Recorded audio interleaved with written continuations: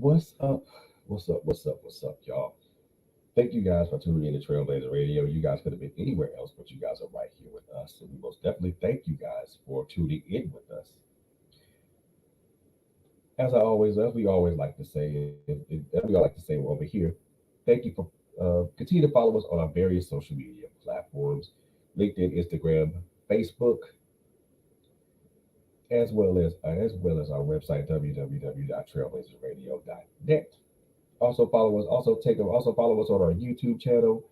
We are on the road to 100 subscribers, and we would greatly appreciate you guys going to our YouTube channel Trailblazers Radio, and subscribing to the channel. But only subscribe if you feel that the content that we bring to you guys is um, relates to you, or it's content that you guys can you guys can rock with. Okay, you know. So we are on the road to 100 subscribers, man. So thank you very much for that. Also, I want to also just let you guys know that I'm also a part of Diamond Star Entertainment. Um, with my sis Kai Rodriguez and T Wayne the Dragon. We're also on the road to 100 subscribers. So please go to that YouTube page, Diamond Star Entertainment, um, and subscribe to that too. We got some content that's going to be coming out for you guys. So keep your eyes and your noses and ears to the ground for what we got going on, man. Um, also follow all the hosts on their various social media platforms. Quint Jones, Coco Fenton, and Latalia Harris Good, also known as LHG, on their various social media platforms. Also follow them here at Trailblazers Radio, man. We look. This is what we do, man. This is what we do. We podcast with a purpose, and we make a we make an impact with every episode that we put out here. So thank you guys so very much for your listenership and your viewership. It means so much to us. Thank you, and thank you. So without any further ado, you guys are tuned into the Office Alley with me, Frederick Beatty. I am waiting for my guest of the evening, Miss Teri Brown, to come into the studio. Um, I did reach out to her and let her know that it was showtime and that I was looking to see her,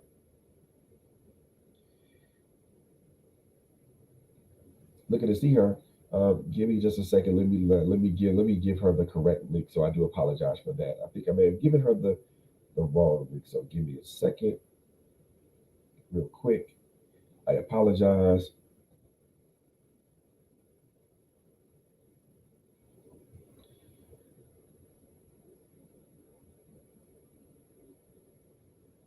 And while you guys are waiting, let me make sure that I gave her the right link and something of that nature. While you guys are waiting, there is something that I want to.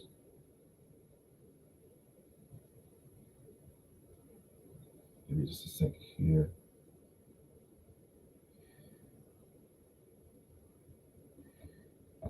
I do apologize, guys. Let me reach out to my guest.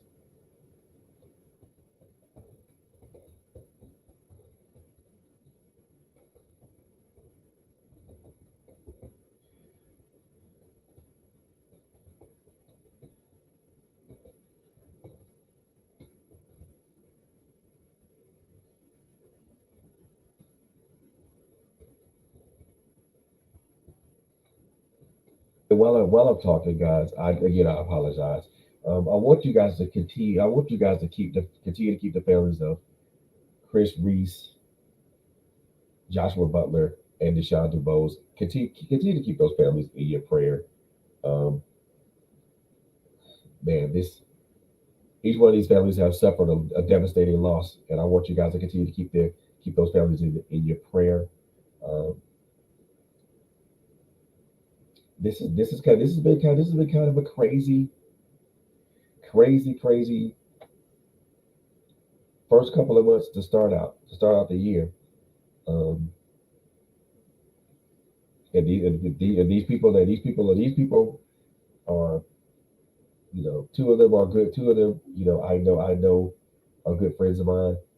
Um, and one has lost a son, another one lost a nephew. Two ladies have lost a son, another one lost a nephew. So please keep these families in your prayers. This is great. This has been a crazy thing, a crazy thing, crazy time for these families, and keep them in your prayers for such a time like this. I think we all need to come together and need to all come together and just pray for each other. Um, this has been a crazy time.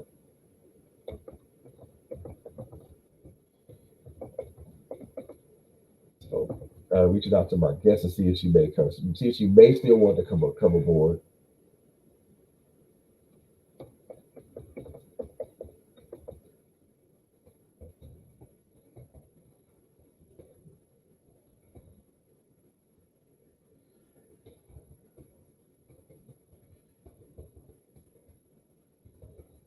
1 second.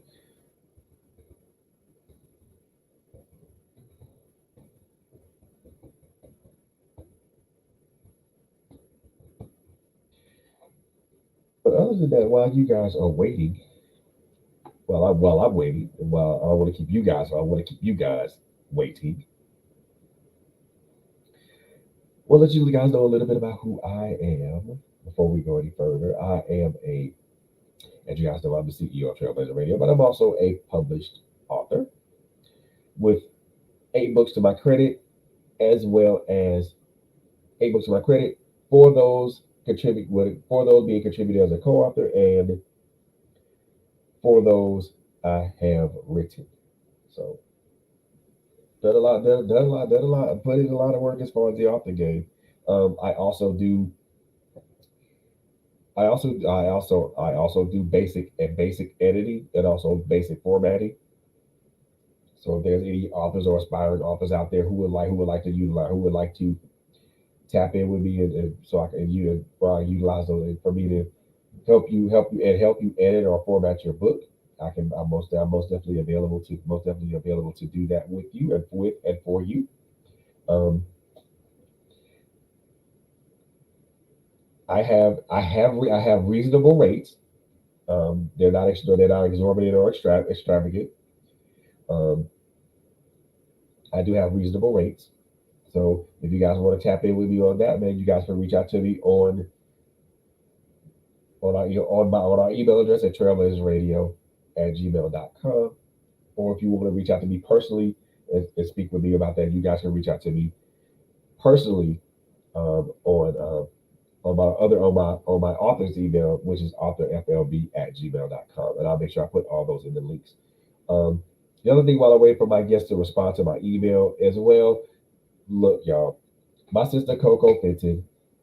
If you guys tapped into the show that we had a couple of Thursdays ago, I want you guys, if you didn't tap into that show, I want you guys to go to our YouTube channel and watch that show.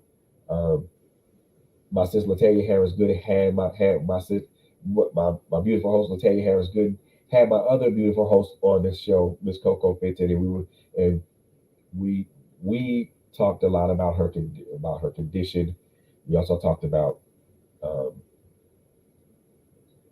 the procedures that can help save and preserve her life.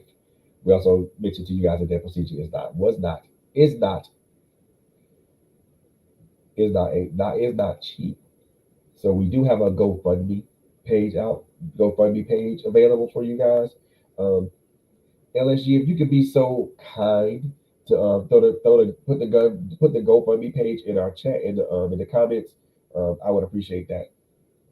So there is a GoFundMe page. We are looking to raise money for our sister so she can have this procedure that can help save her life, and also not only save her life but also improve her quality of life. So look, so y'all, I really want y'all to tap into that. Um, want you guys to tap into that, man. If you guys were watching the check in over the last 4 weeks, we had a great conversation. I had a great conversation with Miss Joy Dabo Kate Joy Katega Dabo, as well as her husband Im Dabo. We were talking about postpartum depression. We talked about what it was. We talked about how it affects the woman. We also talked about how it affects the man. We also talked about how it affects the children and the family as a whole. We also talked about resources for women and families to tap into to get that help. So if you guys missed that, make sure you guys tap into that. The first episode of the series started on February the 1st. And if you guys have been watching my sister Tanya Harris Good, she has been literally killing it. And when I say killing it, I mean she's been literally killing it. Um, she's been a very dynamic host for this platform. Um, and she's been in her girl chat weekly conversations as well as her critical conversations, which airs on Saturdays, have been like game changers. Real have been literal game changers. Um, so make sure you guys tap in to Girl Chat Weekly, with my Girl Chat Weekly and Critical Conversations with Latanya Harris Good. But also don't forget about My Life Has Destiny podcast with Quint Jones and Coco Fitton. They've been killing it as well with these wonderful topics, as always they're powerful, and they're powerful Q&As. Um, I can't tell y'all that there hasn't been a Q&A to where, um, especially the ones that I participated in, there hasn't been a Q&A that hasn't deeply affected all of us. Um, Especially the last Q&A that I had the pleasure of being on with them. Whew, man, very powerful, very powerful.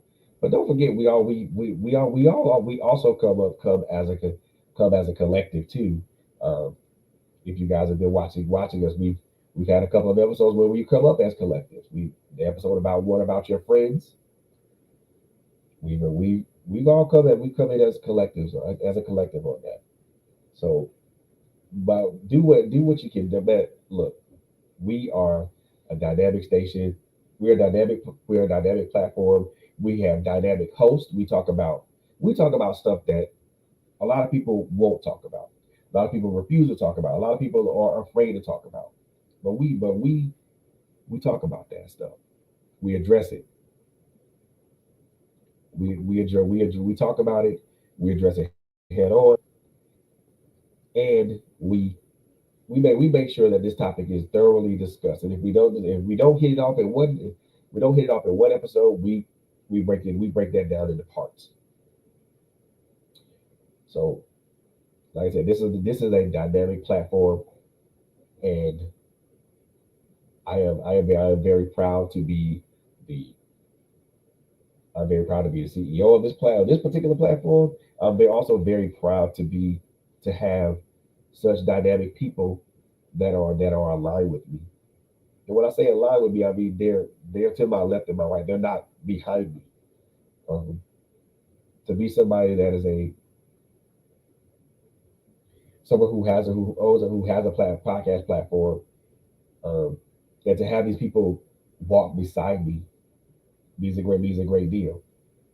It means a great deal to me, because these people could have been anywhere else, but they choose to walk beside me, and I'm grateful for that. And I'm very very grateful for that. So that's a little something I wanted you guys to know. I'm still waiting um, for the individual for that individual to get back in contact with me. So with that being said, y'all, and you guys see the GoFundMe page, the GoFundMe web link is in the comments, y'all. So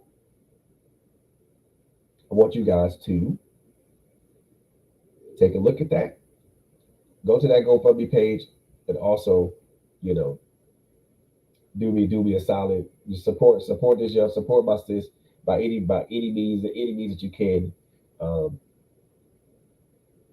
no amount, No amount is too small. No amount is too small. And any amount you give helps. Um, and even if you cannot, even if you can't give, do me a solid. And if you can't give monetarily, you can give with your support. And there's my guess right there. Give me let me bring this young lady on, man. So before I even do that, man, let me just introduce her first of all to the best of my ability. And I hope I don't screw this up. I hope I don't mess this up for you. Hope I don't mess this up. So this young lady reached out to me. We had a very nice dialogue. Um, she is a historical fiction author. She's the author of a book. She is the author of a book um, called An Enemy Like Me, which launched January 24th of this year. She also has a debut novel, which is called Sunflowers Beneath the Snow, which came out this past January. And it chronicled three generations of Ukrainian women. She is, wow, she is a historical fiction author, and she's someone that I've been wanting to talk to for quite some time. So, you know, let me introduce y'all to this young lady in the Author's Alley, man. Let me introduce y'all to Teri M. Brown. Hi, how are you today? Hey, I'm good. How are you? Sorry, I'm I doing great. apologize. I thought I may have given you the wrong link, so I apologize for that. That's quite all right. Things happen. How you doing tonight? I am doing really well. How about yourself? I am doing excellent, excellent. Thank you for being on the show tonight. Again, I apologize. It might have been a miscommunication on my part, so I do apologize for that. Not a problem. So I hope I did justice by you by that introduction. Yeah, anything that you say is good for me. So, I mean, and again, thank you so much for coming on tonight. I mean, you you truly I'm truly honored and I'm truly honored by your presence. Thank you so much. Thank So you. let's jump into this. Let's jump into this, man. So I noticed that you write historical fiction. That's correct. So I guess my question would be, what got you interested in historical fiction? Well, I think it just kind of goes all the way back to I love to write. I've loved to write for a long time, but there's certain things that I do really, really well with writing, and there's certain things that I don't do so well. Oh, shit. And being able to get you to really get inside a character's head and feel that character and know what they're thinking. And, that's where I really shine. When it comes to setting, I'm not nearly as good because in my mind, it doesn't matter. When I'm reading and someone maybe gives me 4 or 5 pages and they're telling me what a room looks like, I'm just skimming because I want to get back to the characters and find out what's going on. Well, the great thing about historical fiction is that it allows you, that's a setting all by itself, right? So if you pick, for instance, I picked in Sunflowers Beneath the Snow, it was Soviet Ukraine. Well, the setting is there. All I had to do was research it and bring it out so that you would understand it. And then in An Enemy Like Me, it's World War II. And once again, all I have to do is good research and find those pieces that I want my audience, my readers to understand. And I didn't have to make that up. It was already there for me. So I think that's one of the reasons. And then the other reason is I absolutely love to research. So Wow. yeah, my kids call me Google Mom because whenever we'll be sitting around in a big, family group and the kids will say, I wonder if, or I wonder what, and then they don't really argue, but they start back and forth like, well, I think, and I just pull up my phone and Google it. And it's like there's really no reason to wonder when you have all of this technology literally sitting in your hand. Let's just find the answer. So they call me Google Mom, and I tell everybody else that what I do now is I use a hashtag called Research Junkie, and I think that sounds a little better than Google Mom. So I like that. Research junkie sounds quite appropriate. Even Google Mom sounds appropriate. So was this something that you had always wanted to write about, or did you want, or were you like wanting to write in a different genre besides it? Or better yet, before you answer that question, what author, if there was any author, inspired you as far as your writing journey is concerned? well, so wow, that's a lot of questions. Whew. It's a little late for so many questions at I once. know, right? Yeah, no. So when I was very young, I used to think that I wanted to be a children's author, but I think that's because that was the books that were aimed at me. I didn't understand that there would be other books that I'd ever be interested in, right? Because when you're an 8-year-old, you never assume you're going to read those boring adult books. Right. So I always thought that I wanted to be a children's author. Um, I would say that the first real author that inspired me was John Steinbeck. And the reason is that I read, I think, The Grapes of Wrath in high school. And it was the first time that I read a book for more than entertainment. Prior to that, everything I read was just because I wanted to read it. It was just for fun. I never thought about what did the author mean or what were the themes in this book or anything. I just read for the sheer joy of reading. And that is the first book that I read that made me realize that there was a lot more to literature. That, yes, you could still read for an enjoyment. It's not that that was going away, but that there was a lot more you could find in literature, and that there were stories, there were lessons, there were things that the author was trying to impart, and I found that just amazing. That there were all these layers to what was actually being said. So I think that was probably the first one. And then the next one that I read that really was like my next big influence, which is really crazy because it's not my genre at all. And it really isn't even the genre I enjoy reading, but I read some Kurt Vonnegut. And I Oh think wow. and I think the reason that struck me was because it was so vastly different from anything I had ever read before.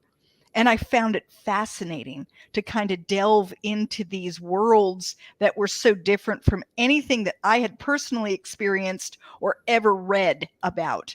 And the idea that as an author, or really as a person, that you could expand yourself beyond the limits that you had always had before was really exciting to me. So I read quite a few things of his. Like I said, I'm not really into the science fiction genre to read or write, but that period of time really kind of expanded my thought process about like what's possible, what is out Oh, there. So yeah. I like that. I like that. And I guess, to kind of even expand on that a little bit. I mean, I know my initial inspiration for writing came from comic books. So I love the writing of Stan Lee. Um, and there's so many other writers that I like Brian Michael Bendis, Neil Gaiman. So those guys were my inspiration. But then as I got older, I started reading works of Tom Clancy, um, Dean Koontz. Um, hell, I read a couple of Jackie Collins novels.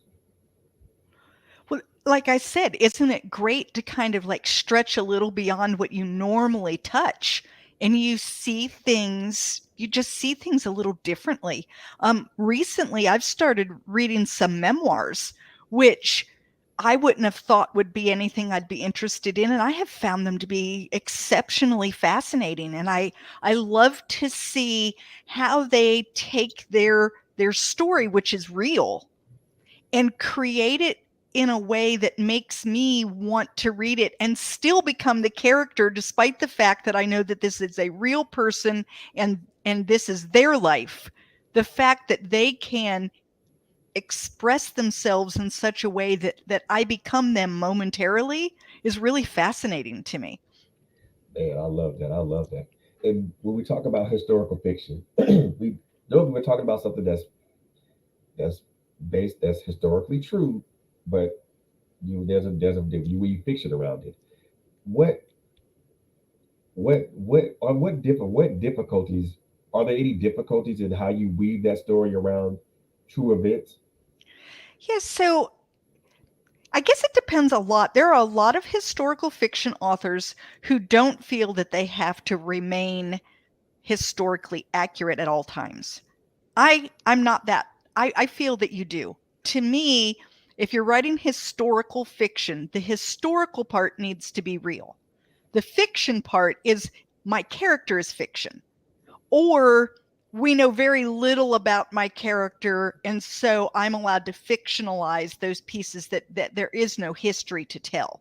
For instance, there might be, the wife of a character, or a wife of someone, and all you have is a name and you really don't have any other information. Well, I'm allowed to fictionalize from that point, but still I have to do that within the confines of what's going on in history at that time. So in An Enemy Like Me, in 1939, I have the main character, Jacob. He is getting ready for a date. He is a nervous wreck because this woman he knows this is the woman of his dreams, and she's way out of his league, and he's just nervous, and he's getting ready for this date. And I thought, okay, I want him to like be really trying to be fancy. And then it was like, so I'm going to have him put Brill cream in his hair. And then I stopped and I thought, I know Brill cream was around during World War II, but was it around in 1939? So I looked it Wow, up. And it came out in the late 20s, and it became really popular in the mid 30s on through up through the 60s. People were still putting Brill cream in their hair. But wow, but my point was is I didn't want to put Brill cream in his hair and then find out that it wasn't invented for 3 years.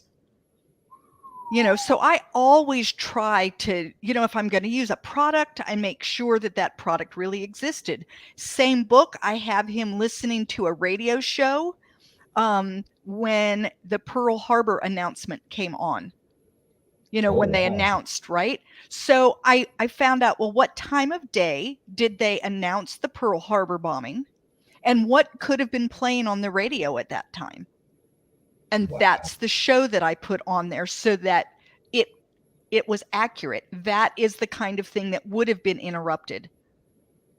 wow. So your research is very extensive. I really like I said, I really like the historical part to be accurate, because when my readers are in it, I don't want something to jar them out of it. I don't want them to be going along and think, well, that doesn't make sense, or that isn't, I don't think that happened during that period of time. And so I want that part to be as accurate as possible. Then I always put the caveat in there. The historical accuracy is only as good as the research I've been able to do. And so it could be that it's historically accurate as far as I know now, but it's very possible that someone could show me information that I did not know about, and then I'll find out that it isn't as historical as I thought it was.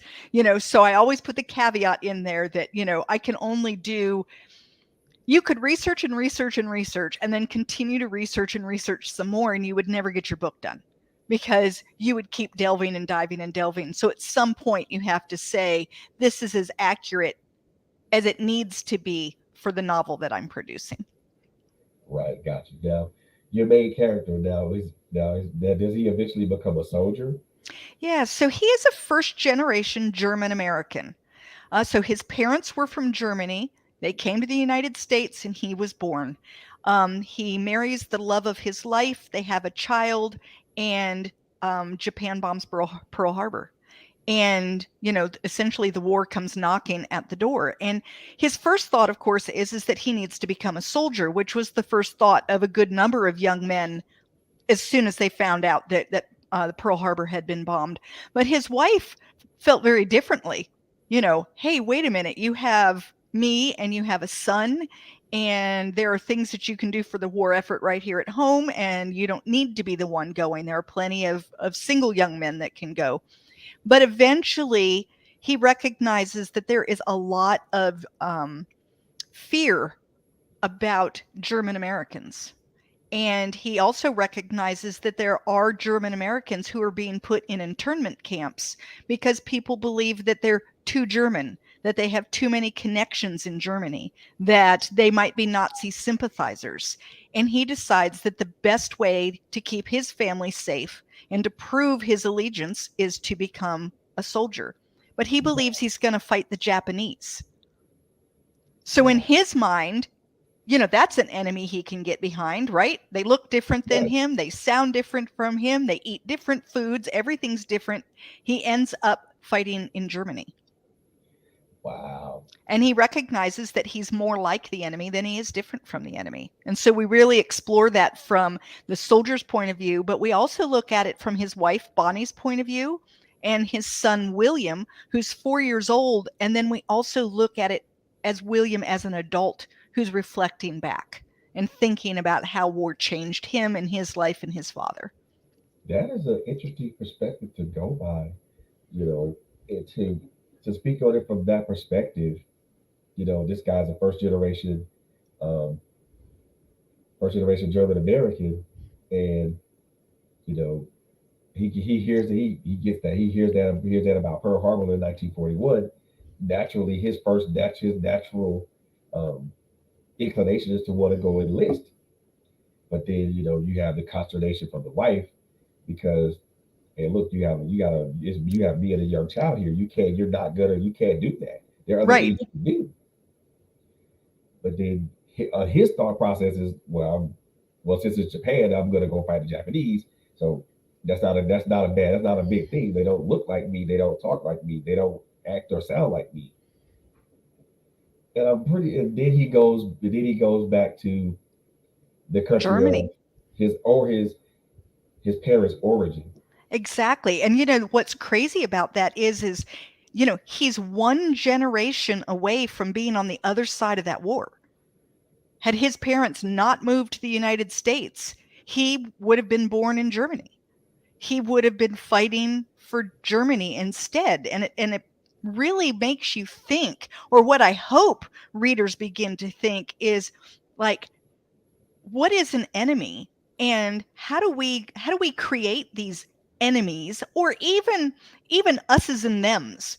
As a human Yeah, race, we have this terrible habit of breaking people up into groups, and there's those that are like us and those that are different from us, and those that are different from us we usually fear. And because we fear them, then we have the ability to do horrific things, yeah, because out of fear we'll put them in prisons, and we'll round them up, and we do things, right? yeah. Well, what if you start looking at it in terms of the way Jacob had to look at this enemy when he recognized, like, what is the difference between them and me? And so in our society today, what would happen instead of focusing on the differences if we focused on things that made us the same? Yeah. And how much harder would it be to have an enemy if you recognized all the similarities that you had with that person versus the things that would separate you? Yeah. We're no different the things that differentiate us. Right? And that is that's an interesting dichotomy to look at. And just to know that now that he's in the his country of origin to where his parents came from, and he has to face down people he's only a first generation, like you mentioned. So he's facing people, the Just like enemy, him. just like him. And I gotta think that there's an internal and emotional conflict going on with that. Yeah, there is. And it's interesting. This story came to my mind because my family is German American. Right. We lived in the United States, though, for, oh, boy, 200 years before World War II. Nonetheless, my grandfather fought in the war, and he ended up in Germany. And he rarely spoke of the war, but one time when I was a teenager, he said to me, I always wondered if the person on the other side of my gun was a cousin. Wow.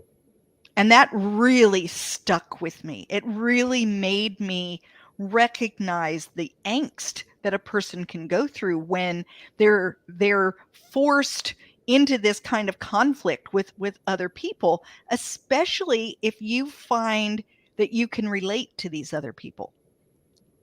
Yes.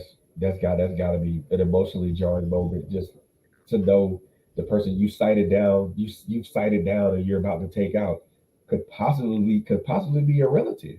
Right, right. And this was several generations removed. But so in my book, I made it much more poignant by putting them just one generation away. The truth is the people on the other side of Jacob's gun could very easily be a cousin. Jeez. And To- so that's kind of the thought process. And then, like I said, I hope my readers really try to look at, well, what would you do? And how would you handle it? And how necessary is having an enemy in today's world? Ooh, Is it necessary? And maybe that's it is during wartime, but is it necessary, say, in your everyday life? And how important is it to have us's and them's? And how do it's we get not. rid of that idea? So my husband and I rode across the United States from the coast of Oregon to Washington, D.C. on a tandem bicycle. So Wow. 3,102 miles on a tandem bicycle, right? And we did that in the summer of 2020. And as we rode across the United States, we met people of all walks of life. Let me tell you, everybody, different socioeconomic statuses, come from different places, different religions, different races, different sexual orientations, different political affiliations, you name it, we met it. Do you know what's interesting? We were able to get along with absolutely everyone we met. And do you know why? Because people would stop, we would start to talk, and we would begin to focus on those things that were in common. People would say, "Where are you from?" They'd say, "Oh, I was in North Carolina once," or "I did this," or, "I rode my bike on a," or whatever it was. And we would find a connection. It might even be something as simple as, "Oh, I have kids too." I mean, and as soon as you found that connection, any of those other things that might have separated us really didn't matter. Commonalities I bring us didn't, together. yeah, like you and I, if you and I are having a conversation, I'm not going to start it by asking you a list of questions to see whether or not we're compatible. We're going to find Right. something that we click with. For you and I, it's books. Nope. And right away, we start talking books. And does it matter at all what my religion is? Nope. Okay, it never even came up. And so Oh, that's kind of my point is, you know maybe it's a little bit naive to think that this can happen, but I really think that if we'll get out and meet people one on one and focus on those things that make us alike, that the differences that people want to focus on really kind of fall away and become irrelevant. And the yeah, more you do that, the more people you meet, the less the us and them matters. yeah. I think, like I mentioned, our commonalities bring us together Exactly. because at the end, when it's all said and done, and this is something I've said in a couple of platforms and a couple of other rooms that I've been in, just when we talk about stuff like this, the one thing that brings us all together is the things that we stand common ground about. It's the differences that negate those commonalities, because when you look at your differences, you're never going to see the common stuff that we share. Exactly, exactly. And And so I think that this book helped people kind of explore that, but in a really safe way, because you're exploring it while reading a book. So that means you're by yourself, it's in your head, and you can kind of take on different characters and get a feel for like what would I think and how would I do it. And it can help you kind of explore these kinds of concepts of like xenophobia and those kinds of things in a way that's very safe, where there isn't anyone on social media who's going to scream at you because of an initial thought or an initial reaction, where you can kind of right, like explore and determine and come to terms with, who you are and what things that maybe you would like to change or to, tinker with a little, and that's why right, I love literature, is it allows you to really try on different things and explore concepts that maybe are a little bit, almost scary to do in public. Like you wouldn't want to put it out there on your social media because, you could just be hammered. But boy, in a book you can do it. Yeah. And I And not really be love that. punished for it. Yeah, I love that about literature. Me too. I mean, and I think for me, especially with this thing that's up, the things that I write about, you know, I should, I never thought about writing. I never came to writing a book about domestic violence or mental health. Were never in the forefront of my mind. Honestly speaking, back then they weren't even in the back of my mind. But these things are out there now, Right. and Right. people look at it like, you wrote that. Well, did you? And the next question they always ask, well, did you have an experience like that? Yes, I did. And I tell folks that it's loosely based on my own personal experiences. So, and they look at me like, you? Yeah, me. You. And I think, and the way I look at people don't think that certain things or certain experiences can't happen to you. Right. Right.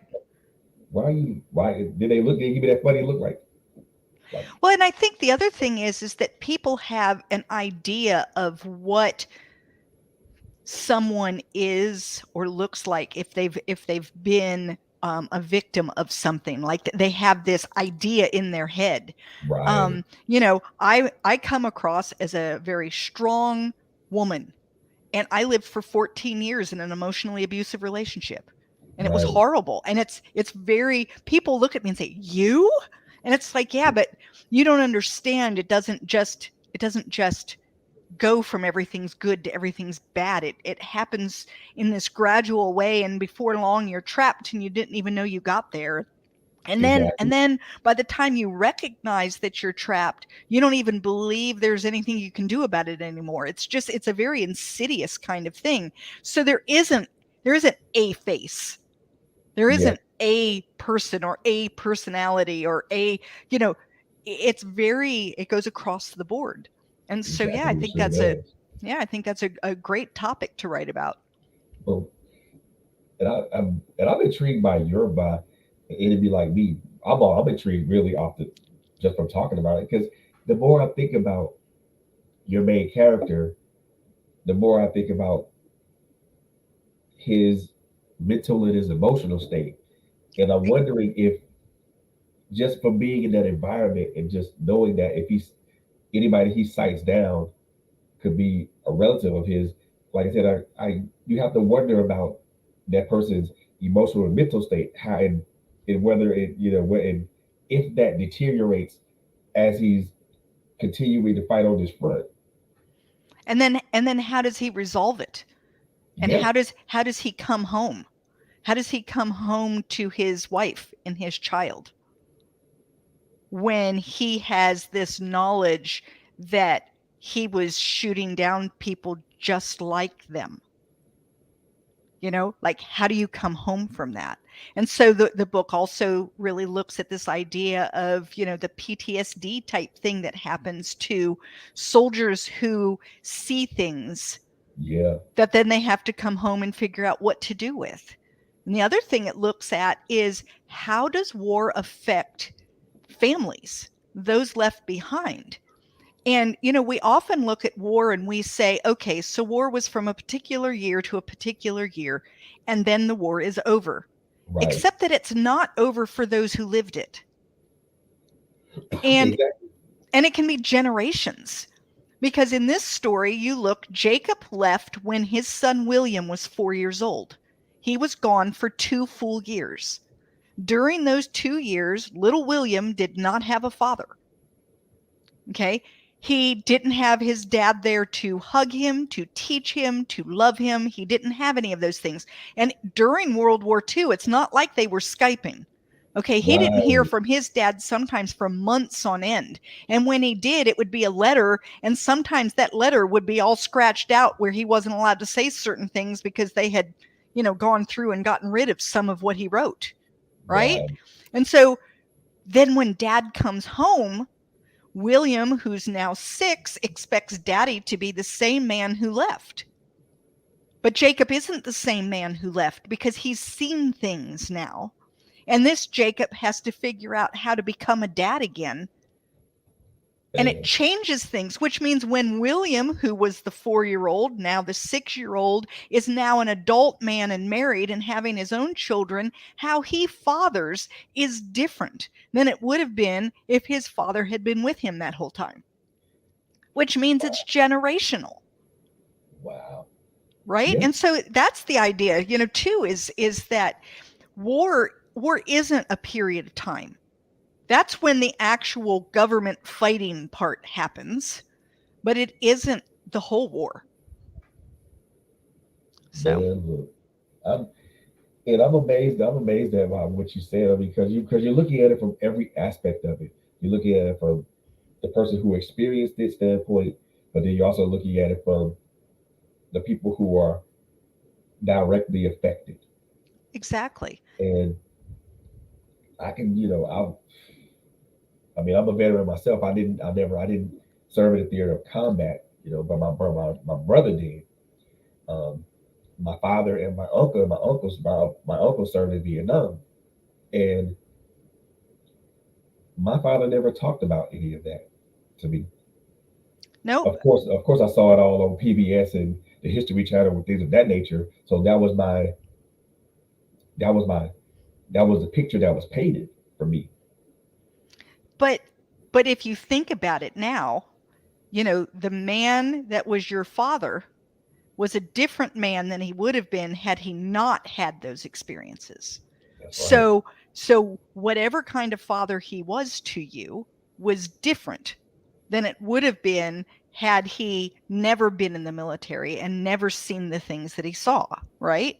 Right. Which means that who you are was shaped by that war, even if you weren't around for it. Right. Basically, an unintentional or unintended victim. Exactly.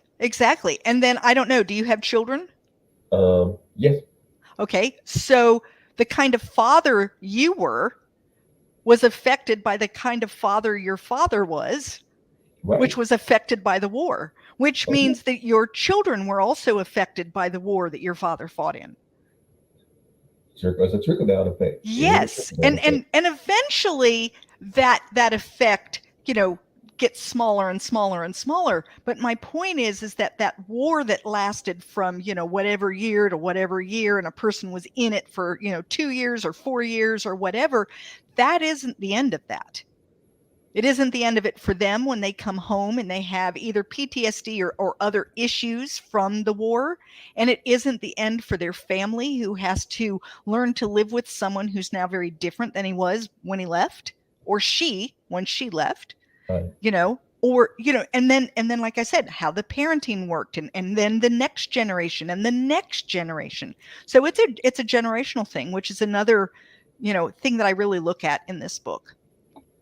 Wow. And I'm just imagining to see it from, like I said, I see it from his perspective. I also see it from the son's perspective, and also And his wife's perspective, as everybody's she's perspective. trying to juggle all of life now and be everything to everyone when she relied so much on her husband prior to that.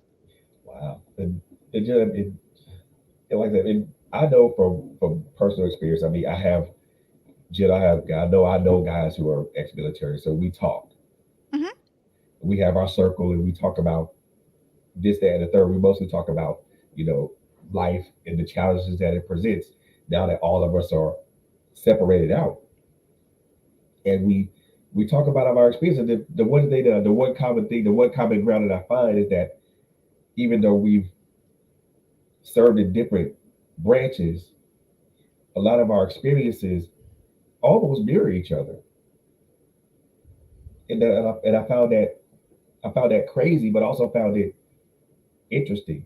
And then when we talk about other things such as our adjustment periods, where each one of us separated out, how we adjusted, and how things were different when we came out, and when the things that we like, how the things that we saw carried over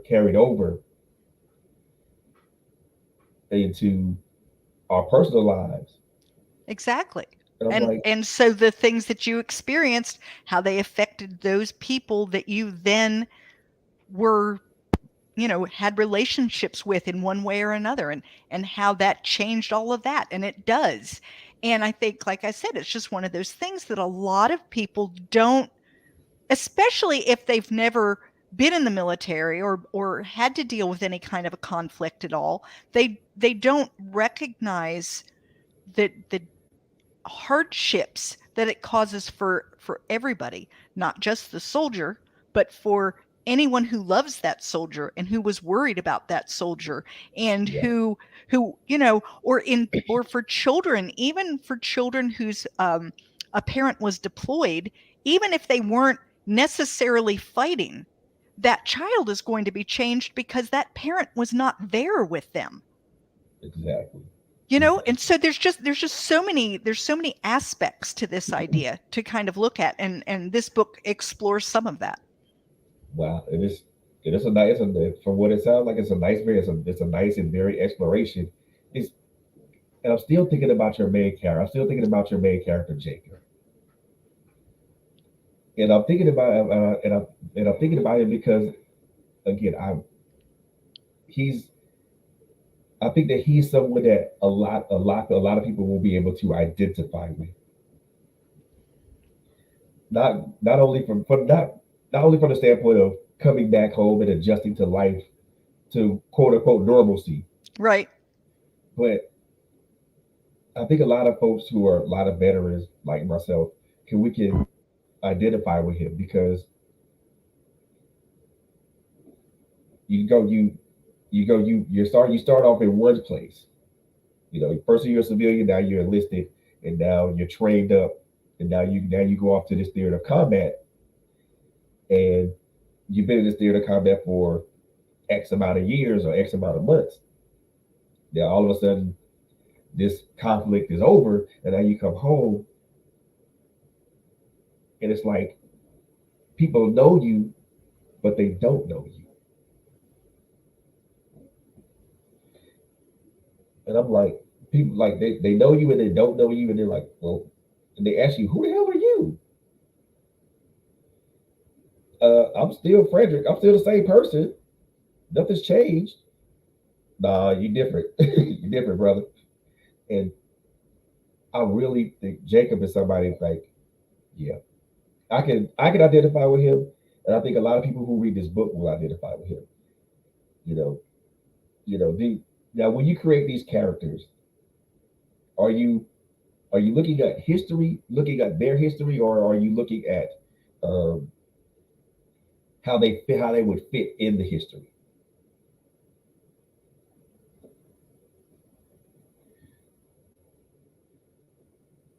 Oh, you're muted. Oh, good. Okay. I don't know how that happened. All of a sudden, I could. I'm sorry about that.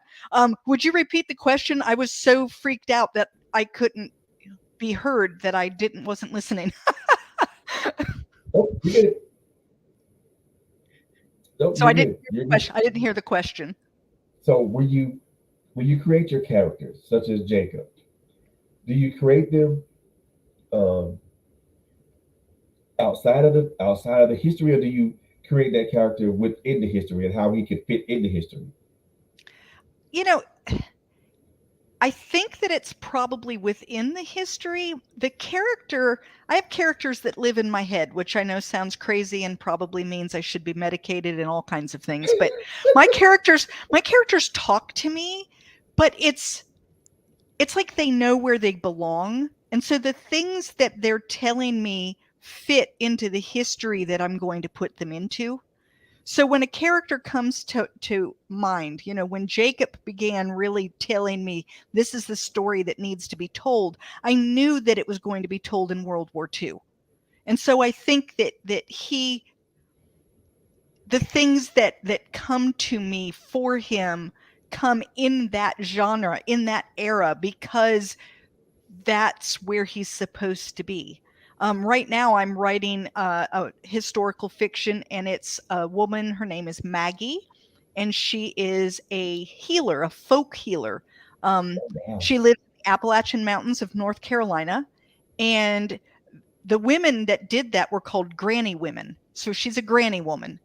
And but I knew from the beginning that her name was Maggie and that she was in the 1890s. And so immediately, like in my mind, when I hear her speaking, she speaks like a woman in the North Carolina mountains in the 1890s. You know, she drops certain letters, and her speech is not doesn't sound like someone who was college educated and all of the other things. Do you know what I'm saying? And so Right. I think that I do kind of create them within that context of where I know they're going to be. And that's how I get their story. So Wow. I like that. And I like how you create them where to where they fit in the history and they don't overlap it or override it. no, and they also though don't listen to me. So if I put them in the wrong place, they would let me know. That I works. tried very hard writing from a outline, um, having kind of I know how this story is going to go, and then my characters refuse to follow along and absolutely say, "Well, no, I'm not going to do that." And it's like, "Yes, but that's what we're going to do." And they're like, "You'll have to do it without me because I'm not going there with you," you know. And yeah, not happening. And so I tell people there's two main ways to write, and one is a plotter where they plot everything out and have an outline and kind of follow along, and the other is a pantster, and that's someone who writes by the seat of their pants, and I'm that person. And so I just start writing. In this last manuscript that I'm working on, I have about 3 chapters left now, but I was 58,000 words into it before I knew how it was going to end. Wow. I had no idea. I kept thinking, oh, I hope it comes to me soon. I've written a lot of words not to have an ending. But what was really crazy, yeah, what was really crazy is that I had come to a point in the book where something very difficult needed to happen. And I just didn't want to write it. And so I Ooh, let the manuscript sit for like 6 weeks, and I kept hoping that an alternative to this scene would come to me, and it wouldn't. There was no other way. This had to happen. I talked with my husband about it at length, trying to come up with like what else could happen here, and it just nothing was working. So I finally wrote the difficult scene on a Saturday. And then I stopped. It was like as soon as I was done with that scene, there was no more. I mean, it was like, oh, that was so hard. The next day I started writing, and it was like everything opened up, and I knew how it was going to end. I knew everything that I needed to know, and it was like, oh, I just had to get that scene done so that we could move forward. And then it was like, now I know exactly how it's going to end, and it's been so much easier to write because it's like, oh, now I know where I'm going, everything, and it's time to be wrapping up the book. And so I'm wrapping things up, and it's just working so well. But I was 58,000 words into an 80,000 word book see, before I had any and, clue where I was going to take it in the end. and those emotional scenes are so difficult to They write are. And because I think that they're difficult because like I put I put me and what I understand about life and the world and emotions into it. And if it's beyond something that I've experienced, then I do well, I know what it feels like to do this. So what would it feel like if it were a little worse, and then a little worse? And I go through it like I'm experiencing it in my mind as I'm trying to create the whatever the character is feeling. And when you get done, you're just exhausted because it's like, you just lived this really horrible. I mean, it's not, oh, I so didn't want to write it. I understand. I mean, I'm with you on that because I know when I wrote my first 2 books, they were, and just like I said, without the stuff that I was talking about, like domestic violence and mental health, these are these are very very touchy subjects for some people, Right. and to write these scenes, And I know with the second book, there were several emotionally charged scenes, and I'm like, do I want to write this or do I just want to just sit on this? So I wrote it. Then all of a sudden, wave of emotion hits like boom, just like you when you wrote your difficulty. I'm like, you know what? Let me go sit up here in this corner and start boo-hooing. Right. Like, you have to experience it. You have to kind of let it do what it's going to do inside of you. Yeah, And then you can move forward. And then, like I said, then all of a sudden it was like, oh, this is obviously, I mean, it was like a dark tunnel all of a sudden opened up. You could see the light at the end of it. Everything was making sense. You could see green trees out there. It was like, oh, now I know how we're going to end. But it yep, but we had to get through that dark piece. We had to get, we had to get totally immersed in that tunnel with it being not being able to see either end. And then once oh, I yeah. finally did it, then it was like, now we can go on. Now we can There you have go. the rest Now of the we can book. continue. Yeah. Yeah. Now, are you the type of writer that once you're done, once it's done, once your character stops talking to you, you're done. It's done. Yeah, so typically I'm having to write a little differently right now. My husband is ill, and um he was diagnosed with brain cancer in June. So it's been a very difficult journey the last several months. Normally when I write, I I go away. I spend like a 2 weeks away at a writer's retreat, and I will get the entire first draft of the story out on paper, out of my mind and out. It's not good. It's not ready to be seen by anyone, but the story is now on paper. I usually then let it sit for a Wow. little while, and then I go back and I do some really major edits, because when you just, I call it word vomit, and when you just let it all out like that, it's not it's not, and it's not super well written. There's a lot of words that you didn't worry about wordsmithing and picking good choices, and you started every sentence with he, and you can't do that. And so you have to go back and do some pretty major editing, but I get that story out of me. Then I usually take a week or two at another retreat and I do major edits. And then I am ready to turn it into someone who can help me do the refining work, and find an editor who will work with me to really fine tune it. Well, this time I haven't had a 2 week retreat.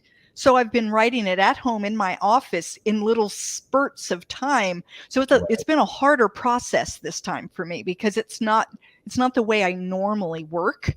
But I feel really blessed. I'm going to be able to go on a 2 week retreat in March, and I'm going to do my editing that way. So I still have to get this book finished so that I can edit it. And it's like, oh, I'm running out of time.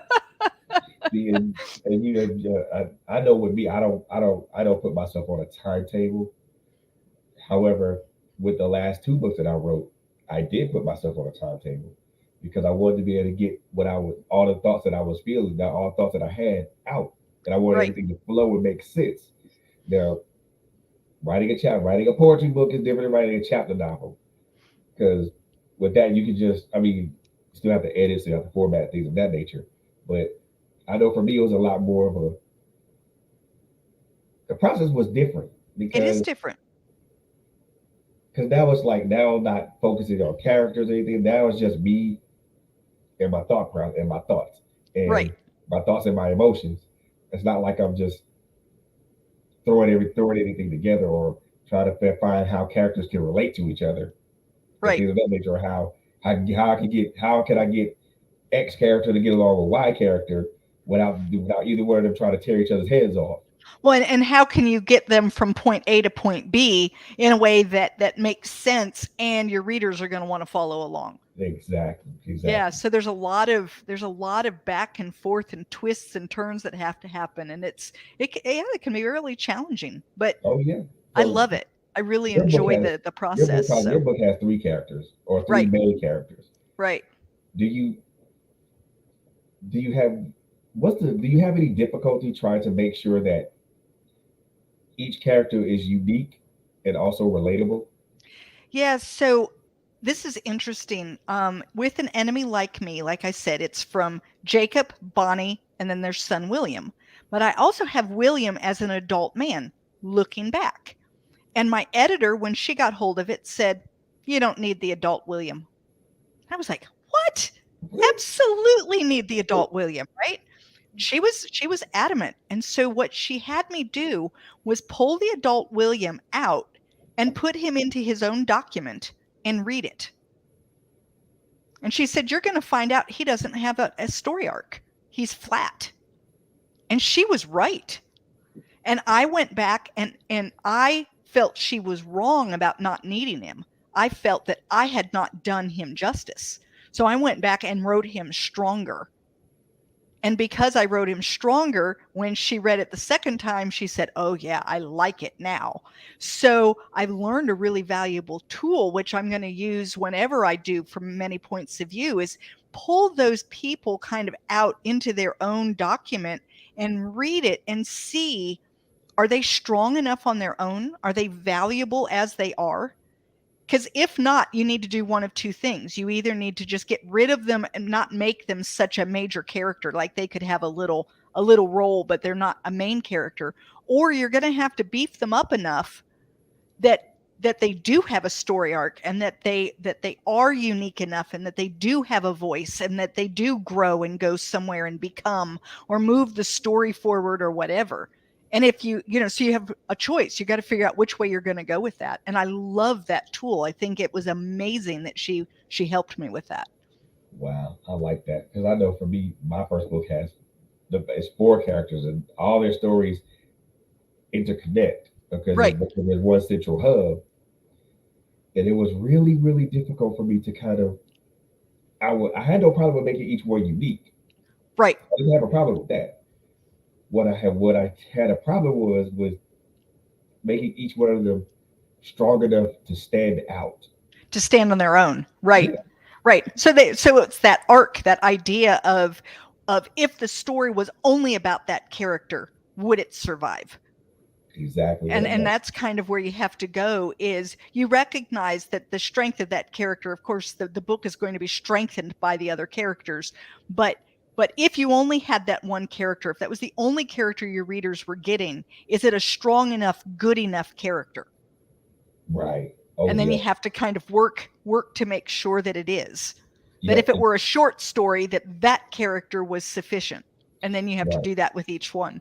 Yeah. Right. And I know for me, my difficulty was so I'm a male, so I'm used to write. So I'm won't say I'm used to, but I can write about a male character because I'm a male because I can relate because I can be relational with that. Right. Writing a female character was my challenge for Yes. me. So in An Enemy Like Me, I wrote a male, a female, and a child. And so that's pretty intense. But you know what I realized is, I think men and women, we're very different, but when it comes to emotions, and we might express them differently, we might say different things about them, but what we're feeling, if we could get down to that cellular level and just, you feel what I feel and I feel what you feel, I suspect it's really close. It's Very just much what so. we're saying about it is different. How we respond is different.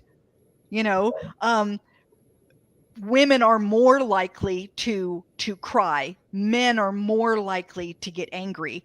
And it doesn't mean that men never cry and women never get angry, but you have to kind of look at, like, what would be the most likely response for this man in this situation. Right. And it's okay to occasionally have him do something that is like out of character, because as humans we do that. Right. you Right. know but you have to also be careful that you're not writing a man who's essentially a woman with a man's name. You have to be careful that, Exactly. and the other way around. You don't want all of your characters, all of your female characters, to feel very masculine. It's okay to have a masculine female character, but they can't all be that way. Like, Exactly. you've got to be able to diversify it enough that they have who they are. Yeah, and So man, I had to, I asked a couple of friends of mine. I even asked a couple of cousins because I was having to read it, the rough manuscript that I had, and one of them immediately said, you need to give one of my female characters more meat on her bones because you make it she sounds and she sounds and she feels robotic. I'm like, you gotta explain that one to me. She said you writing her as if she has no emotion. And you said you can't write her from a male's perspective. You got to write her from a female's perspective. yeah, you have to kind of look at it from the women that you know in your life. If they were experiencing something like this, what do you see? Right. And then once you realize what you see, then you have to take it a step further and say, based on what I see, what do I suppose they're feeling? What are they Right. thinking? What's going through their mind right now? What's the next thing they're going to do because of this thing they're feeling and seeing, you know? And so you have to kind of go that way. So I had to be very careful when I was writing Jacob as a soldier because I've never been in the military and I've never been a man. And so, you know, trying to do a soldier in a war situation, you know, he can't be like me. You know, I'd run screaming and crying and run behind a tree, you know, and that can't be. And so Right. what is it? What would you do? How would that be? So, you know, you have to kind of channel that other piece of you and say, okay, so now I'm a soldier and I'm in the war and I've been trained and I know what my job is and I'm experiencing this horrible realization that I'm Mm. like the enemy. And now what do I do? Yeah. You know? It's. I think so. But I think so. I think for me it was easier when they told me that, but they also gave me those tips and those pointers, and it was easier for me to put myself in those shoes and be like, okay, now I see how this person will react to this. You Right. know, how they react, how do we react in their mind, but also emotionally and mentally. So I'm like, okay, that's easy. And it was easier for me to write, those female characters. I mean, one of the female characters was very difficult to write because of the myriad of experiences that I wrote for her. Right. I'm Right. like, I have no idea how I'm gonna do this, but I'm gonna do it. But and the one thing I did want to ask you, so and sometimes I have difficulty with this. When we're talking about creating our characters and you know building our characters from whatever templates that we use. Whether it's some of us, I didn't use a generic template, but I created my characters. I kind of put a little bit of me in each one of them. Right. Right. So do But I. how easy or how difficult is it to humanize your characters? You know, for me, that's one of the things that I would say if I had to pick what is the thing I do the best, that's what I do the best. I tell people that although I write historical fiction right now, what I really write is character driven fiction. And that's that ability to write a character that people want to go with pretty much whatever setting you've put them in. That the readers who are reading my books, although often like historical fiction, I hope when I write my rom-com idea that they'll come along with me on the ride because they know they're going to enjoy the character. So characters for me are the easy part. Setting, very difficult for me.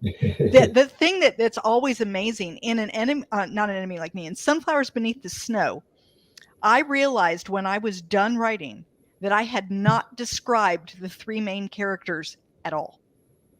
Wow. Because in my mind, it didn't matter.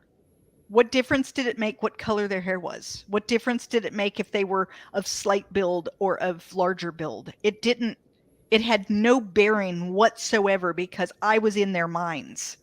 You know, Right. like we were doing emotions and how they were experiencing life. And it didn't matter if they were tall or short or thin or fat or none of it. The only thing that mattered was that you understood that they were Ukrainian And from there, you pick what they look like. It doesn't matter to me. And so I have to work really hard at the descriptive stuff in terms of helping people to see them and to see the setting that they're in, because I'm so character driven that I forget that people also want a little on the edges. They want to know a little bit more about them. And so I have to really work hard at exploring that in my mind. It's like, okay, so how do I picture them? Oh, well, yeah, okay, that's what they look like. But in my mind, it's like, I already know. There's no reason to go into that. It doesn't matter, you know? Right. That doesn't contribute to the larger context of it. Right, right. It didn't. The only thing that really mattered was that you knew they were women because of the things they were experiencing, and that you knew that they were Ukrainian because of the things they were experiencing, and everything else was kind of like, yeah. I mean, you knew the grandmother was older than her daughter, who was older than her daughter, but you Right. didn't necessarily have specific ages, Right. you know, and they're there if you want to do the calculations, you know, Exactly. but it isn't, I didn't state, and at 36 years old, when she weighed when she weighed 127 pounds, I mean, that's not, it just isn't the way I do it. So, right. I'm like you because I don't like doing all that type of stuff because when you get that descriptive, you strip away context. when I'm reading, I skim through that. So if Yeah, me too. someone has written, and they're going on and on about the wallpaper, the color of the curtains, and da da da da, I'm just like flipping pages, flip flip flip until we get back to characters. Inevitably, I miss something. There was Right. some piece I was supposed to know about the curtains that I missed because I was just skimming through. But I really enjoy character, and if Exactly. you're going to give me setting, it needs to be done in a way that the story still flows and I don't feel like I got bogged down in it. So, Right. And I prefer sparse setting because I mean, if I gotta describe a whole room to people, for the way that I write, that's too much. yeah. Yeah. I'd I rather not tend do that. I tend to pick like something that needs to be described because it's going to be very instrumental in the story. But everything else, you're going to have to kind of go with your own mind as to, Exactly. when I say that it was a sparsely furnished apartment, you do with that whatever you need And to. whatever you will. Yeah. Imagine what that looks like, and Right, right, that's your picture.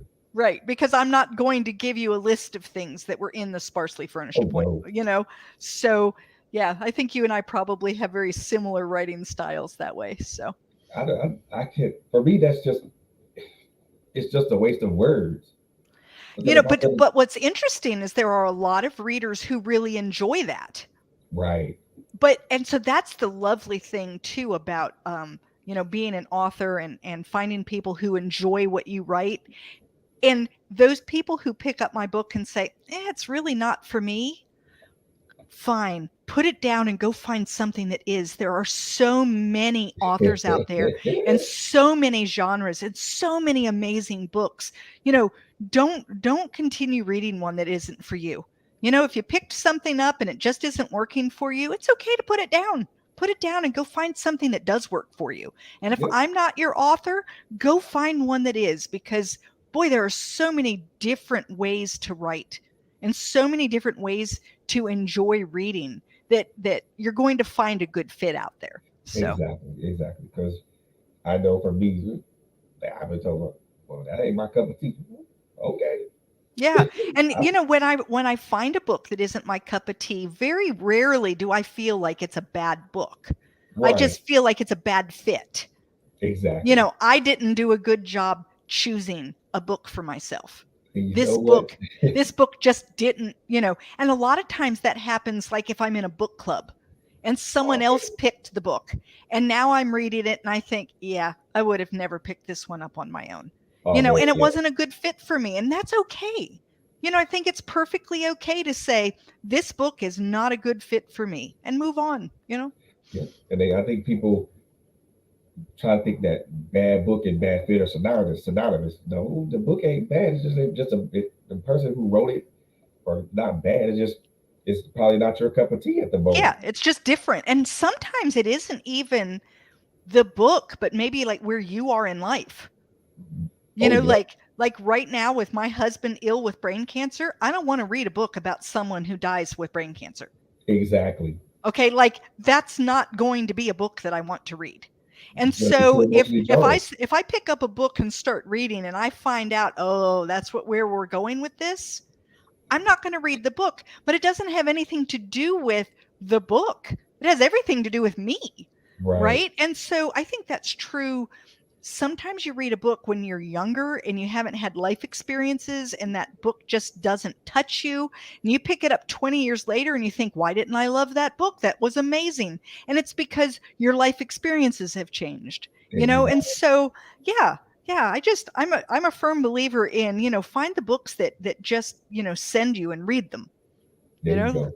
I love Yeah. that. I love that. So, what advice could you give for any aspiring author?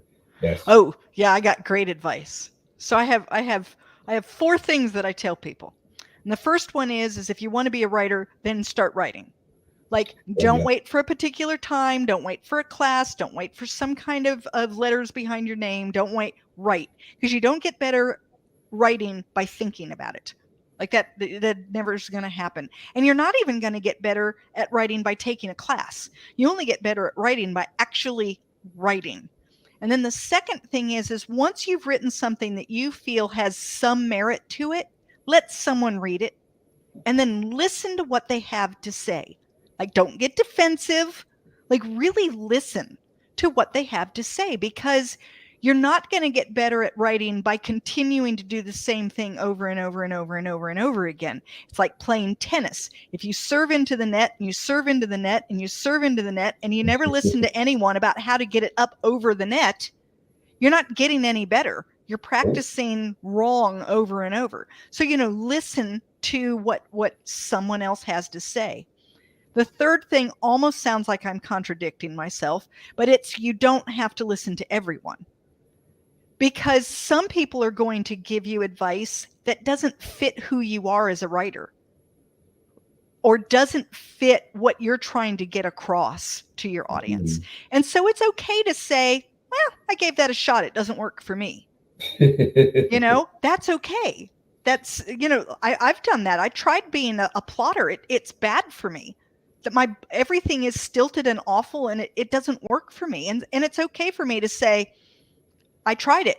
And I'm glad that it works for some people, but it doesn't work for me. And I can move on from that now. And then the last thing I tell authors is something that I learned when I put Sunflowers Beneath the Snow out. I didn't know anything about marketing. And on the day the book came out, I opened up Amazon and I waited for my book to sell and it didn't. And I was, why doesn't it selling? I put it on Amazon. And so as an author, you have to be willing to get out there and kind of, you know, essentially dance on the table with your book, right? And let people know here it is. And that's marketing. And so don't wait. You need to start thinking about marketing at the same point that you're really getting that book ready to go out into the world and start that beforehand. Don't wait like I did. I waited and it's okay. I figured out, I caught up. It took a lot of work, but the second book is doing so much better now because I knew some things to do. I knew to start teasing people with the cover and the title and the back of the book blurb and all of the things before it came out so that when it came out, people were excited and ready to buy it. So those are my pieces of advice. wise words indeed. Look, and I tell y'all, and they look. I'm gonna tell y'all if nobody, if any aspiring authors are listening or watching this right now, please take heed to these words because they are words of wisdom from someone who's experienced that from both ends of the spectrum, experienced success and have also experienced failure as a writer. Because trust me, we us as writers and authors, we do this to varying degrees of success and failure. You know, and then sometimes success and failure are equal. Then you got one more than the other, and vice versa. So, and I know for me, and I know for Miss Teri, we don't do this just because, like, for me it's no longer a hobby. It used to be a thing that used to be a thing I used to do as a kid in high school, and then in my 20s, just because I was quote unquote good at it. But now it's like it's something I take very, very serious because for Miss Terry to have a couple of books out, and then and for other authors who have books out and things of that nature, this is what we do. It's who We I am. is It's oh it's who, yeah, it's who me. I've become. Yep. And yeah, so I now identify as an author. I mean, that's what I do.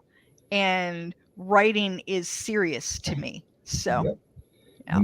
We are very serious about when we create these characters and we create these worlds, or we insert these characters in these worlds that we've crafted for them.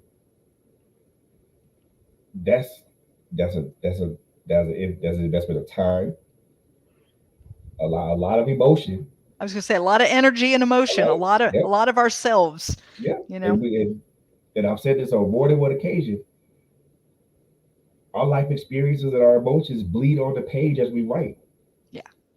When you read a book from any author, you're gonna get a little bit. You're gonna get a glimpse of who this person is, not only as a person, but also you probably get a small glimpse of who their emotional state as they wrote it, or where they Exactly. were as they wrote it.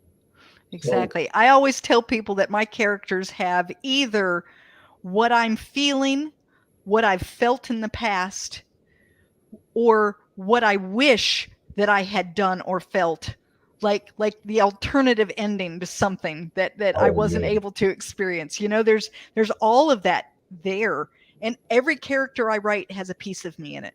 yeah. Every single one. So, Those words bleed on our emotions, our feelings. They bleed on the page, and when we craft these worlds and we create these characters, we it's our hope and our prayer that when someone opens that book and they read this book, they read the books that we craft that we so lovingly crafted.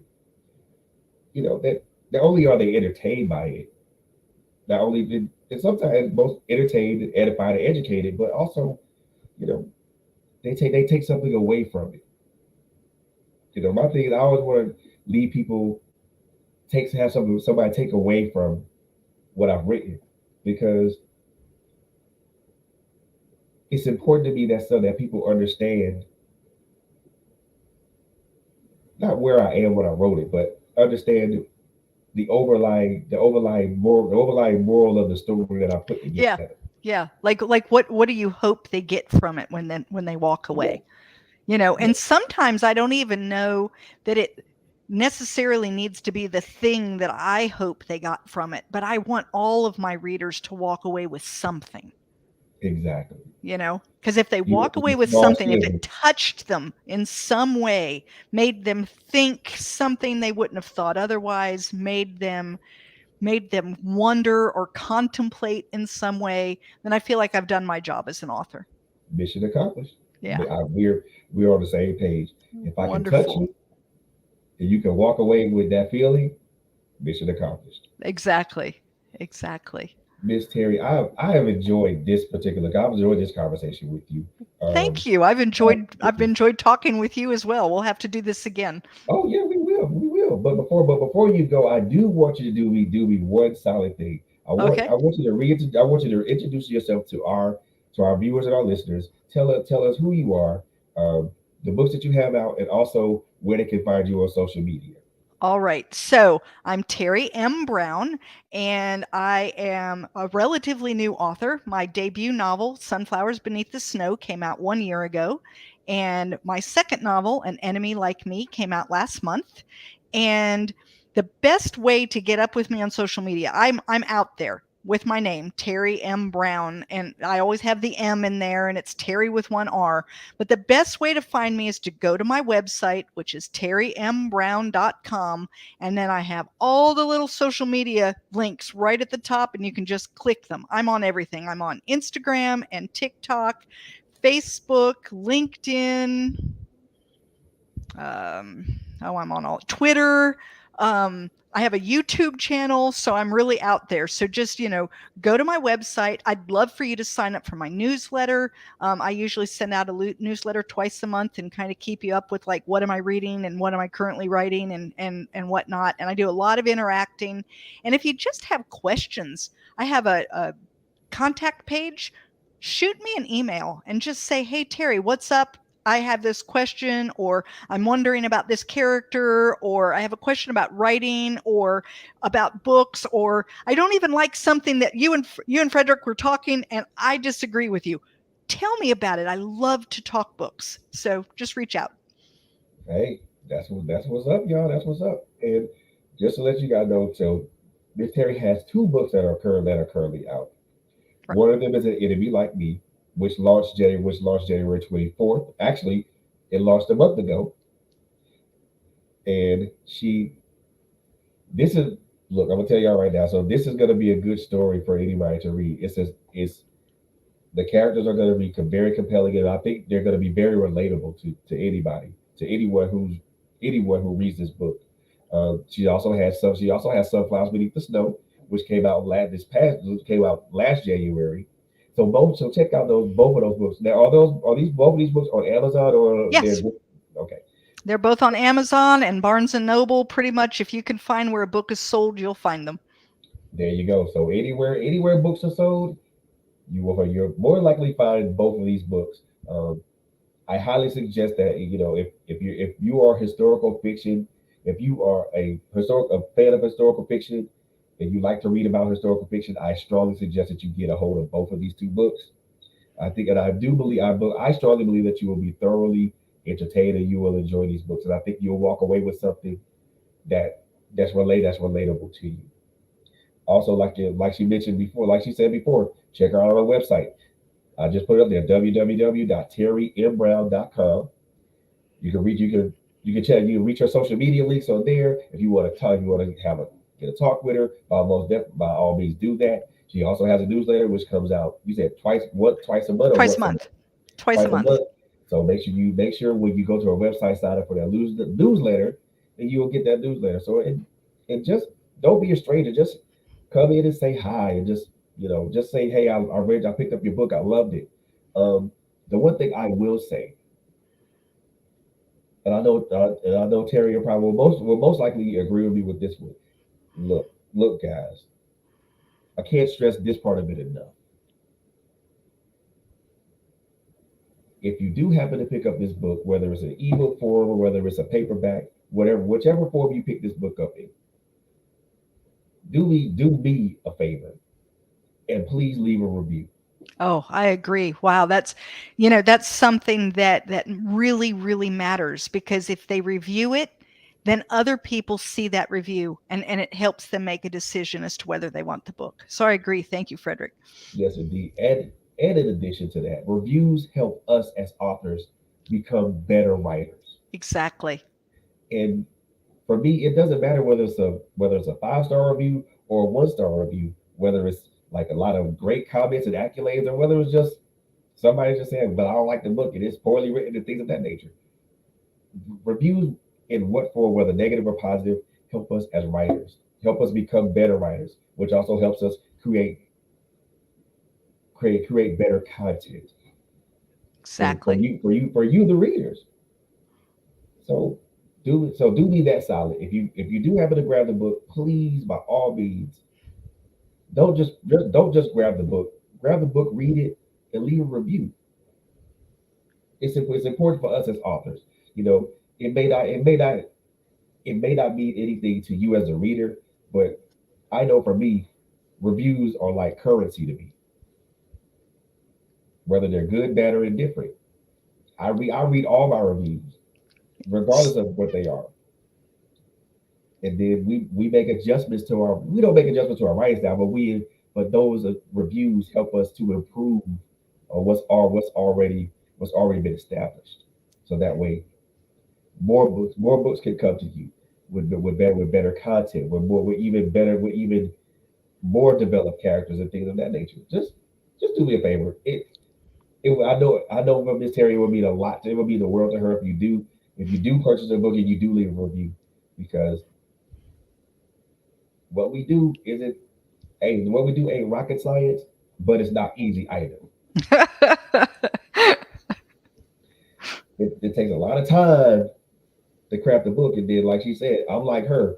My characters talk to me too, so I'll be wondering, do I need to be mad at character? What? Nah, it's just my characters talking to me. Yeah. We'll sort that out in a minute.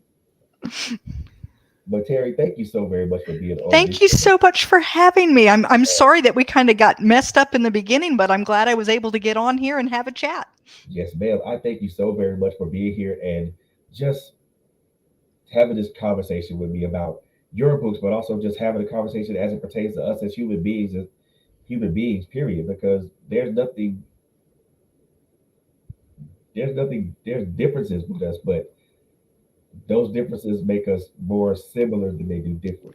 Yeah, I think that the differences is what helps us kind of stand apart and be who we are, but it's the similarities that kind of help the world go round, you know? And I love being able to have these kinds of discussions. So thank you so much for having me on. You are very welcome, man. You are very welcome. So, and we're most definitely going to do this again because I do want to talk to you about your first book. Super.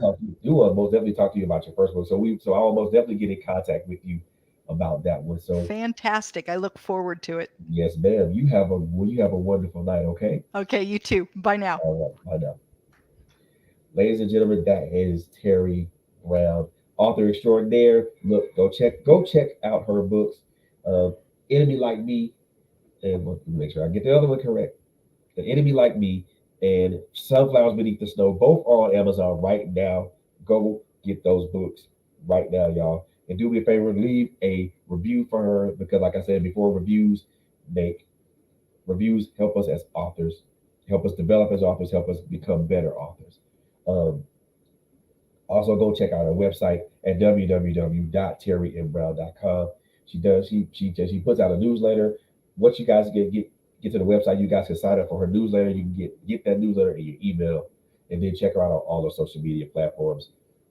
So, ladies and gentlemen, before I conclude this particular broadcast, man, I I have a surprise for y'all. So, I was a little I was supposed I want to do this Wednesday. I want to do this Wednesday, but I was struggle streaming, and yeah, it wouldn't have came out great. So, with that being said, I want y'all to what y'all. This is I am premiering this particular video. Um, Now it's not a video as you would think it would be. It is there is a song, but it also has um, there are pictures attached to it. So, and this was an experiment of mine to see if I could actually um, still write a song and stuff like that. And it was an experiment of mine. So um, I think it turned out great. It'll be up for the listeners and viewers to determine if it did or if it was or was not. So before I even jump into this right now, man, is I do want to give credit where credit is due. The track is called the track that I'm doing this off of is called a song called "Lunchtime Chill" by by Jan Hunter Jr. So I'm most definitely giving him the credit. Most definitely shouting him out because he's the gentleman that made the track. Big shout out to Jan Hunter Jr. If you guys want to check him out, he is actually on Instagram at Jan Hunter Jr. Um, got a lot of nice things. He has a lot of nice things going on. Um, did a collaboration with Jay Moss. Um, and then it was a wonderful collaboration. So what I want to introduce to you guys and what I want to premiere for you guys, the name of the song is called Real Talk. I am the writer and I'm also the performer. So without any further delay, and again, I want you guys to be the judge of what it is that you see and what it is that you hear. Um, I think that it's relatable in the times that we're living in right now. But again, I want you guys to be the judge of that. So without any further delay, guys, here is the premiere of Real Talk by yours truly.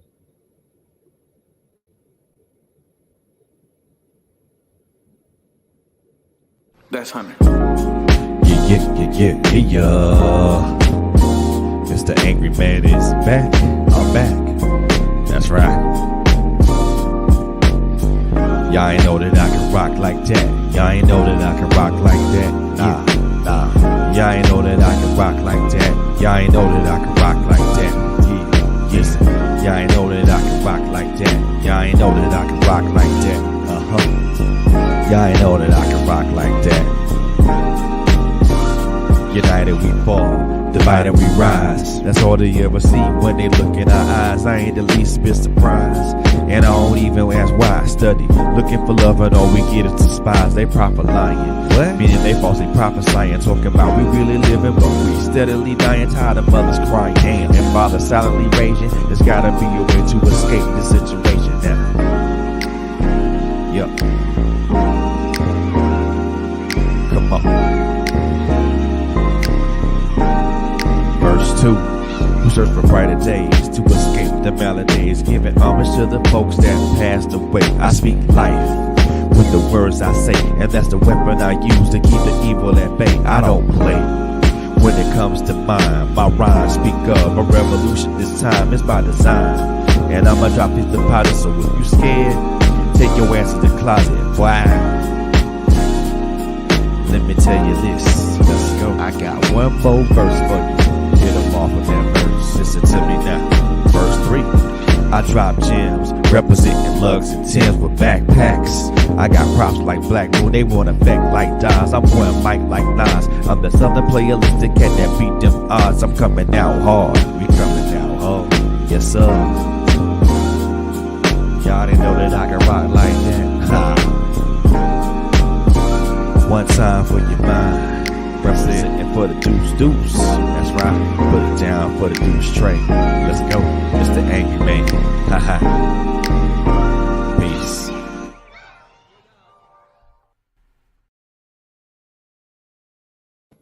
And that's it right there, man.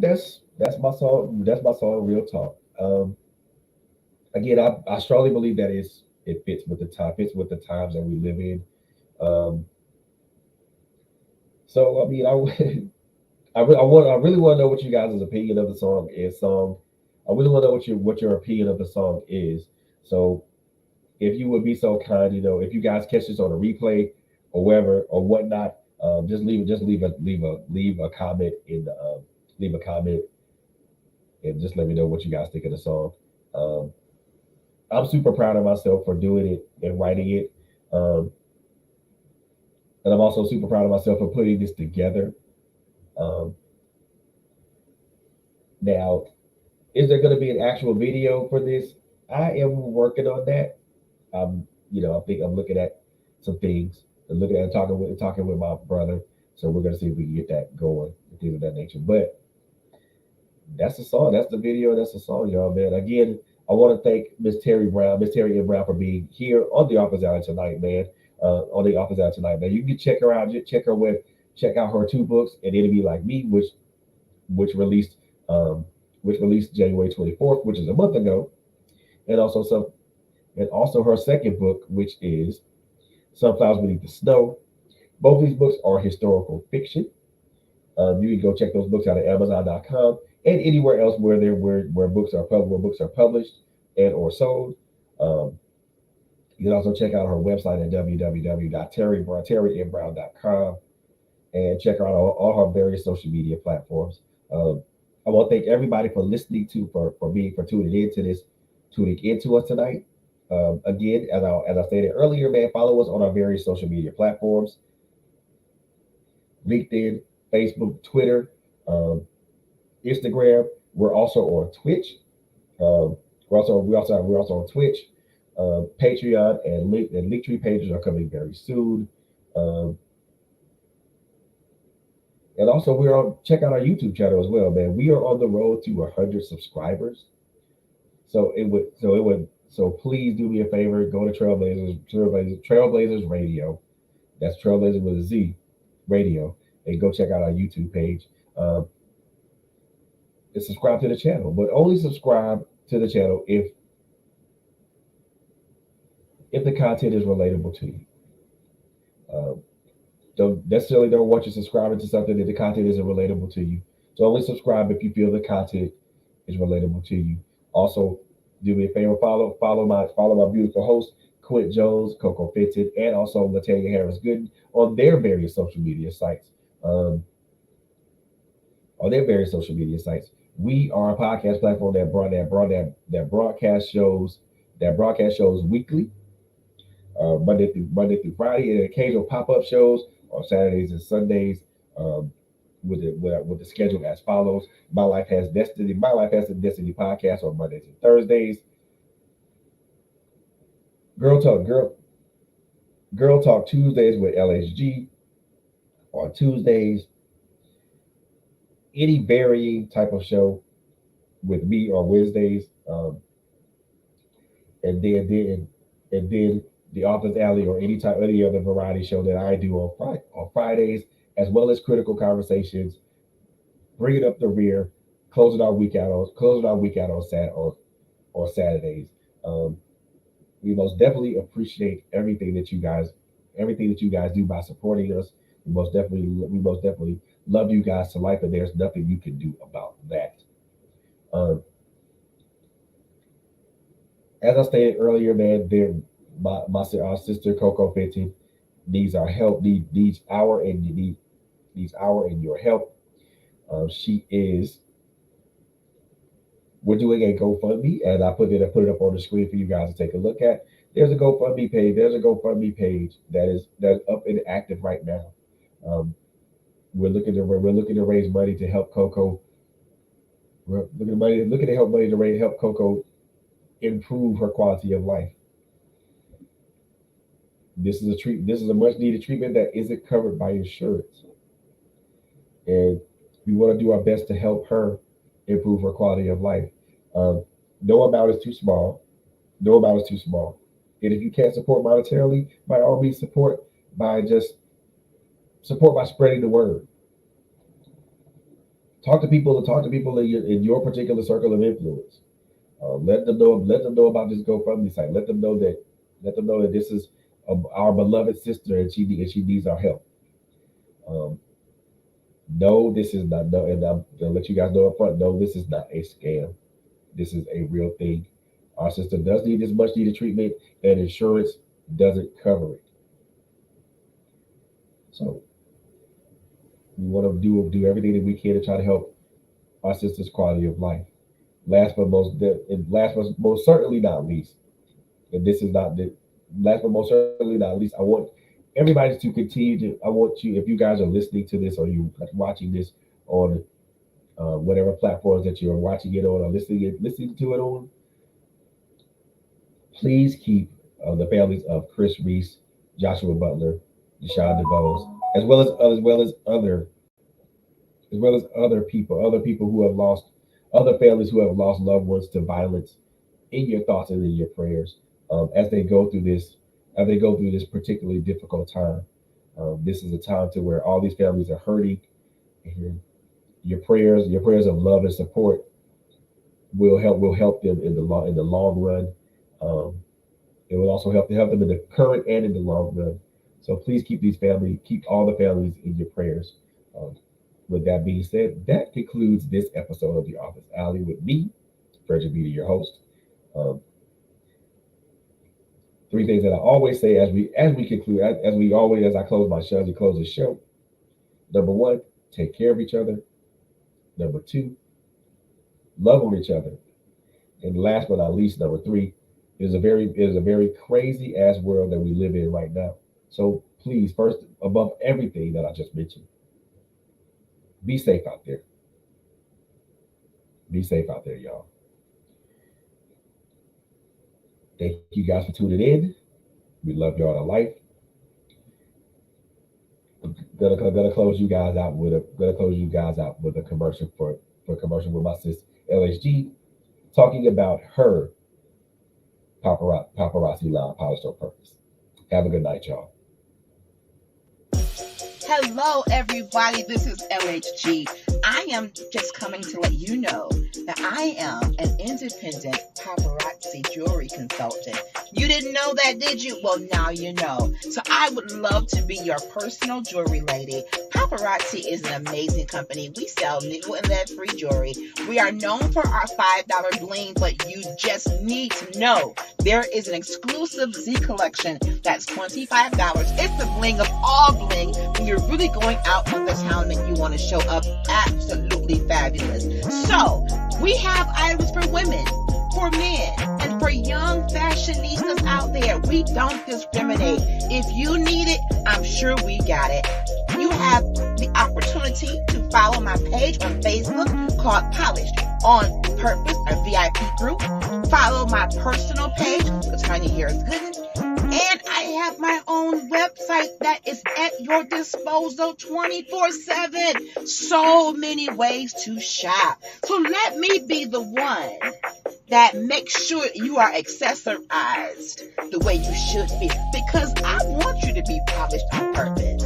My mentor always tells me, when you show up, people are checking you out. They're watching you. So why not be polished? Be poised. Be purposeful.